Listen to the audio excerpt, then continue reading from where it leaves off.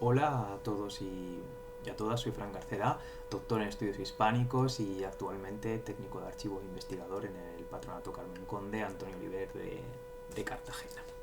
En primer lugar, quiero agradecer a la Asociación Alemana de Hispanistas por la organización de este congreso y especialmente a Ana Isabel Simón Alegre y a Catarina von Wedemeyer por su invitación. Disculpa, Catarina, si he pronunciado mal tu apellido. Bueno, la comunicación que hoy presento tiene por título un archivo múltiples autoras, Carmen Conde y sus redes de colaboración con las escritoras de Entre Siglos. Eh, Me van a permitir un breve momento para disculparme porque esta presentación iba acompañada de un PowerPoint. De hecho, ustedes no iban a verme, solo iban a escuchar mi voz y lo que sí que iban a ver en una serie de imágenes muy interesantes y bueno, sacadas del archivo personal de Carmen Conde, además de unos vídeos de carácter histórico en relación con ella y su legado, pero que por un problema técnico que ha sido imposible de salvar, pues bueno, me grabo a mí mismo hablando y van a tener ustedes que aguantarme aquí durante 15-20 minutos cuando hubiera sido mucho más interesante que no me vieran y estuvieran viendo en cambio a nuestras escritoras, así que discúlpenme. Eh, Voy a referirme muy brevemente a Carmen Conde, como todos ustedes saben. Ella nació en Cartagena en 1907 y murió en Majadahonda en 1996. Es decir, vivió prácticamente todo el siglo XX y además fue un agente cultural muy activo, ¿no? Eh, es imposible referirme aquí a toda su vida, pero sí que quiero referirme a dos grandes hitos. El primero, que fue la primera mujer en obtener el Premio Nacional de Literatura en la categoría de poesía en 1967 por su obra poética 1929-1966. Y en segundo lugar, que se convirtió en la primera mujer en ser elegida académica de número en 1978, aunque ingresó un año después, en 1979, para ocupar el sillón K tras la lectura de su discurso de ingreso. Esto es importante porque en esos años Carmen Conde, en la década siguiente, los 80, comenzó a desarrollar o a presentar los primeros síntomas de la enfermedad de Alzheimer. Carmen Conde temió toda su vida padecer esa enfermedad, puesto que vio desaparecer antes de morir a muchas de las personas que le eran amadas, precisamente por esa patología, ¿no?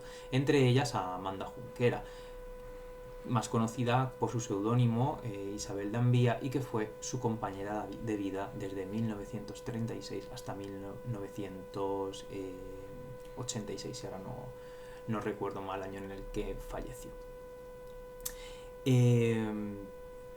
Cuando comienzan estos años de declive en la década a finales de los 80, ella ya en los 90 debió ingresar en una residencia de ancianos de Majadahonda.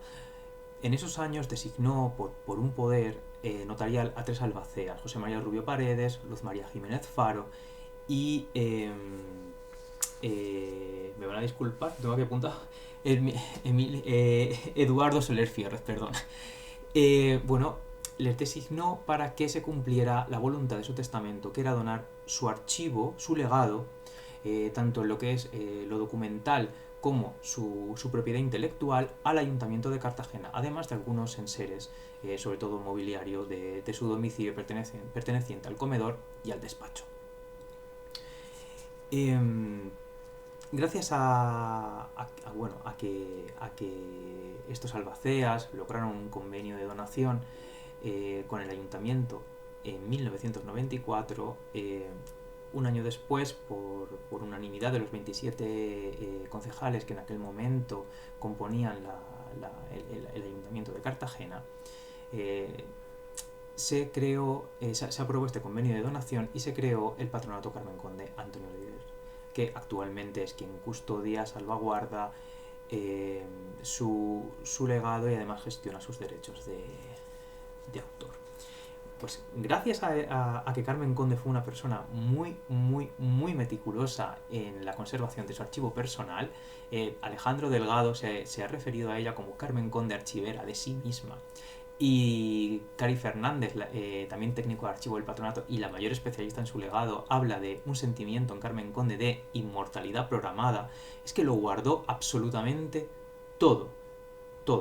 Entonces, es gracias a eso que hoy tenemos el mayor archivo público perteneciente a una escritora en Europa. Por ejemplo, el epistolario conservado está formado por 36.000 cartas, solo las que ella recibía, porque en muy contadas ocasiones conservó copia de las que ella enviaba. De hecho, es un trabajo que llevamos a día de hoy en el patronato, el ir recuperando esas cartas que fue escribiendo de otros archivos, tanto públicos como particulares, ¿no? Para poder ir casando, ¿no? y que el legado siga creciendo. También una biblioteca personal de 10.000 volúmenes, miles de recortes de prensa, miles de fotografías, cientos de los números más importantes de las revistas fundamentales de nuestro siglo XX, una fabulosa colección iconográfica que a día de hoy forma su museo junto a los muebles del comedor, del salón y de su despacho personal, y también, como decía, sus derechos de autor, tanto de ella como de su marido. La importancia de este archivo no está solo en que nos permite el estudio de Carmen Conde, sino también de muchos otros escritores y escritoras que se comunicaron con ella y que conformaron una extensa red de la que ella fue centro. Es imposible aquí no recordar a Susan Kirkpatrick cuando hablaba de la hermandad lírica de nuestras escritoras del siglo de mediados del siglo XIX. Y bueno, cómo, pese a que nos han enseñado que las escritoras no se organizaron de manera mediante lo que hemos conocido como término de generación literaria, sí que establecieron redes entre ellas de apoyo, de amistad, de colaboración literaria, de afecto. Y es interesante ver cómo esa hermandad lírica del XIX, finales del XIX, pasa también al siglo XX. Carmen Conde en uno de sus poemas hablaba de un sistema nervioso de horizontes. Yo lo utilicé en mi tesis para hablar precisamente de estas redes. Y cómo ella era precisamente uno de estos, de los centros más importantes.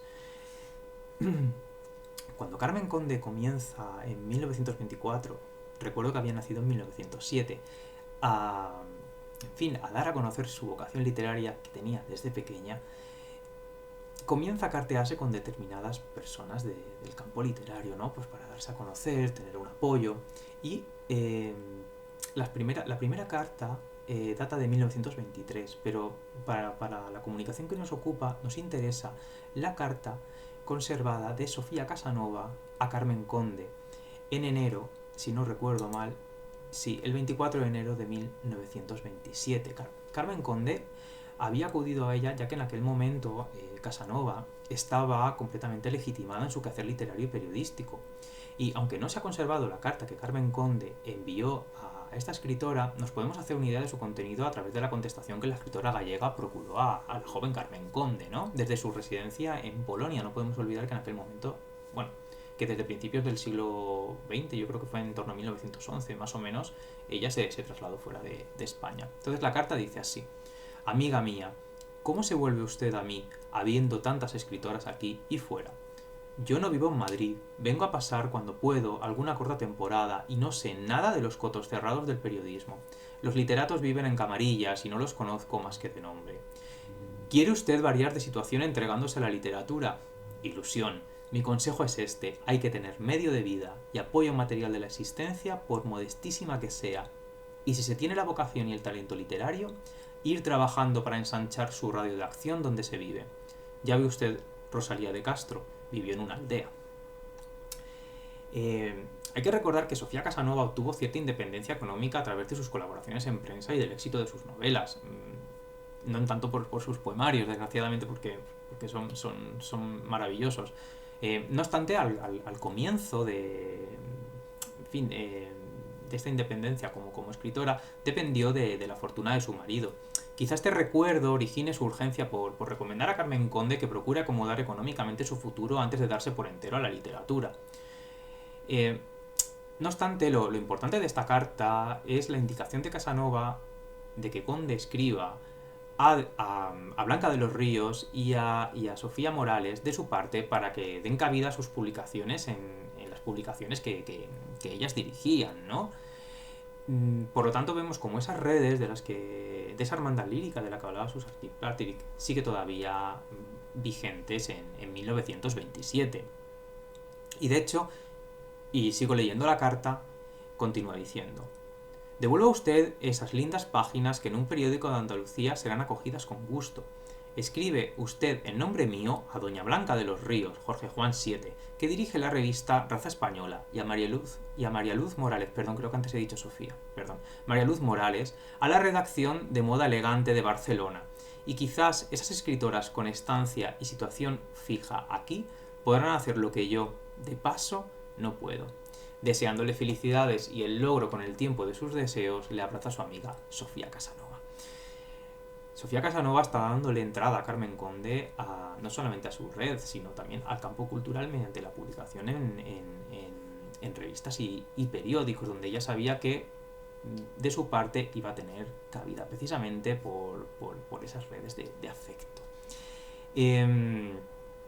Bueno, aunque estas palabras en las que Sofía Casanova bajaba un poco los pies a tierra a Carmen Conde, y que podía haber roto un poco sus ilusiones y haberle afectado un poco de manera negativa su vocación autoral, no tenemos evidencia de que Carmen Conde escribiera a Blanca de los Ríos y María Luz Morales. Eso no quiere decir que no lo hiciera, solo que no tenemos la evidencia. A quien sí se dirigió en este momento fue a la reina Victoria Eugenia, con la intención de que le ayudase a sufragar sus estudios. Esta carta permaneció inédita, conservada en el archivo de Palacio, hasta que la incluí en mi tesis doctoral, y es muy interesante. Solo voy a leer el primer párrafo. Dice Carmen Conde a la reina Victoria Eugenia: Majestad, humildemente pido perdón para su atrevimiento. Humildemente pide perdón para su atrevimiento la más modesta de las españolas que os adoran fervorosamente. Si no cumplo las fórmulas de rigor, que desconozco totalmente, perdonadme, señora. Señora, solo sé dirigirme a vuestra alma. Pienso que sois mi reina y os confío mi ilusión más alta, ser vuestra protegida. Carmen Conde no tuvo respuesta de esta carta, que es mucho más extensa, o al menos no se ha conservado, pero sí hay una anotación manuscrita en esta carta dirigida a la reina que dice que son tantas las atenciones de la Casa Real que no puedo cursar su petición. En fin, Carmen Conde lo que está haciendo es buscar el amparo del poder en ese momento, ¿no? Y al leerlo me recordó indudablemente al caso de Carmen de Burgos y su primer poemario Notas del Alma, de 1901, porque en el ejemplar conservado en la Biblioteca Nacional, ella dedicó el libro de manera impresa a la reina también. Lo único es que muchos años después, cuando ella dedica ese libro a uno de sus amigos, subraya la dedicatoria y dice textualmente, y perdonadme porque lo tengo por aquí para no inventármelo, el ejemplar está dedicado al maestro Teodoro San José, y dice, rodeando esta dedicatoria: una mentira que me arrepiento de haber escrito.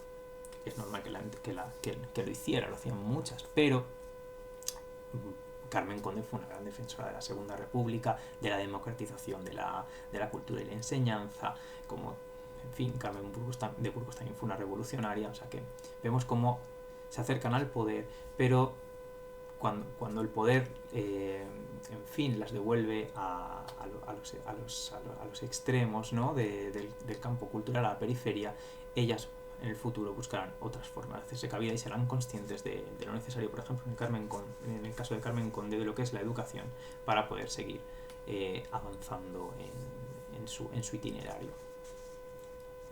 Otra de las escritoras a las que escribió Carmen Conde de entre siglos es a Concha Espina, que, como sabemos, en 1888 comenzó sus primeras publicaciones en el Atlántico de Santander, aunque su consagración fuera en las primeras décadas del siglo XX, no precisamente por su obra poética, pero sí por su obra novelística. Todos recordamos, obviamente, la Esfinge Maragata. Carmen Conde se dirigió a ella con por motivo de la publicación de su primer poemario en 1929, Brocal. Y la carta dice lo siguiente. Claro, es la carta de respuesta de Concha Espina. Está fechada en diciembre del 29. Señorita Carmen Conde, mi distinguida amiga, recuerdo su nombre y ensalzo su arte. Sus poemas son hondos y finos, bellos y puros, me gustan de un modo extraordinario. Hay que esperar grandes cosas de usted. Mil gracias por su atención. La felicito y aplaudo muy de veras y le deseo todos los éxitos que merece. Con el saludo cariñoso de su verdadera amiga, Concha Espina. Bueno. Concha Espina, como decía, está totalmente consagrada. Entonces Carmen Conde está enviando su poemario pues buscando ese amparo y ese reconocimiento que ya había obtenido de otros escritores e intelectuales, ¿no? Y de otras escritoras. De hecho, esta carta de diciembre del 29, pocos meses antes,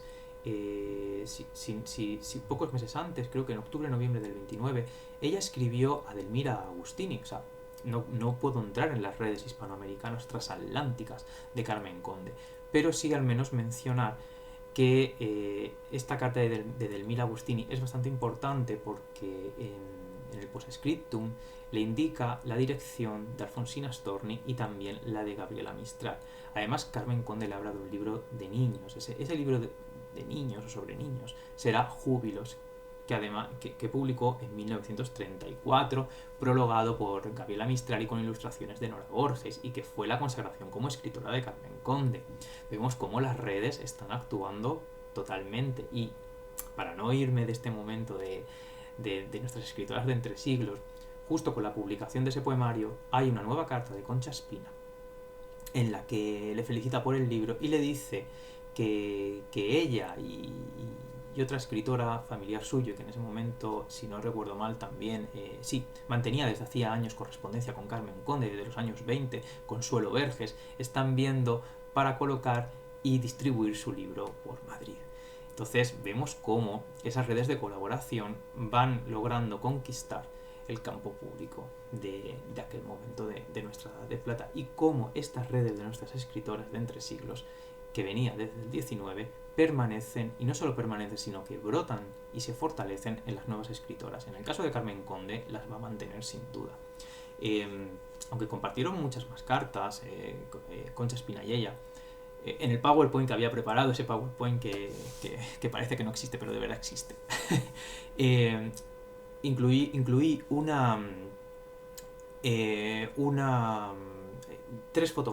cuatro fotografías de Concha Espina que se conservan en el patronato. 2 son en el orfanato del Pardo y están fechadas en 1934.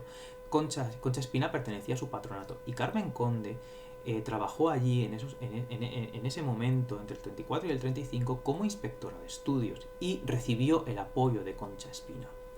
Eso es importante. Y las otras 2 fotografías que había seleccionado pertenecen al verano de 1947. En ellas aparece además Juana Granados, una hispanista italiana que logró la publicación de uno de los poemarios más importantes de Carmen Conde en Italia en 1953, Mientras los hombres mueren, que Carmen Conde había escrito durante la Guerra Civil, que era de carácter testimonial. Y además ese año va a ser muy importante por otro motivo, y es que en el 47, justo en ese verano del 47, se está fraguando ya la publicación del libro Mujer sin Edén, que es la obra cumbre de Carmen Conde y que marcó el signo poético de toda una generación de escritoras. Los documentos, las fotos, todo nos habla, no únicamente los textos literarios.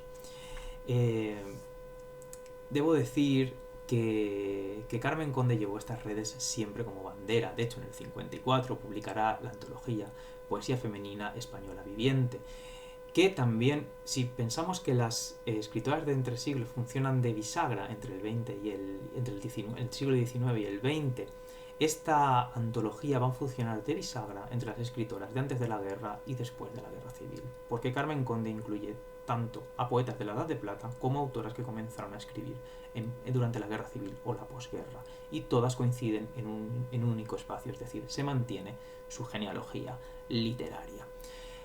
Cuando Carmen Conde entró en la academia, en su discurso se refirió a todas aquellas escritoras que merecían entrar haber entrado mucho antes que ella. Hay un vídeo que yo traía para este momento en el que está grabada la entrada a la academia, ¿no? Y que hizo Televisión Española, y en el que salen varias imágenes de algunas escritoras del 19, como Cecilia Wolde-Faber, Emilia Pardo Bazán o Rosalía de Castro. Mientras Carmen Conde va diciendo que con su ingreso en la academia se acababa una tan vetusta como una tan injusta como vetusta discriminación literaria, y que ella se aferraba siempre en su existencia a su vocación nunca traicionada. En esa vocación nunca traicionada es donde podemos ver estas redes de escritoras del 19 al 20 y, por supuesto, en esa estela las tenemos hoy en día también, del 20 al 21. Hay que volver a los archivos, hay que seguir investigando, y el Patronato Carmen Conde de verdad tiene un fondo maravilloso para reconstruir nuestro siglo XX. Muchas gracias y bueno, aquí quedo a la espera de todas sus sugerencias. Gracias por todo.